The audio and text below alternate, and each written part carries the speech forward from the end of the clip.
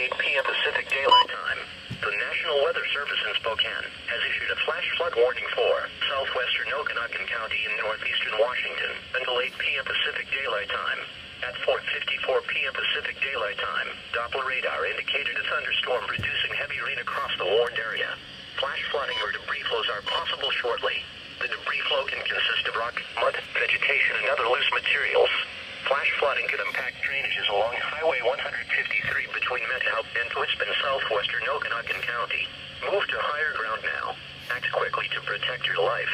The affected areas are the Carlton Complex fire burn scars above the Methow River Valley.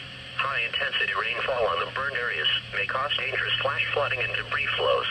Residents and motorists in and below the Carlton Complex fire burn scar in the Methow Valley, including motorists on Highway 97A from Chelan to Brewster and State Highway 153 from Pateros to Twisp, should take immediate precautions to protect life and property. Repeating, a flash flood warning has been issued until 8 p.m. Pacific Daylight Time for the following county: Okanagan, Washington,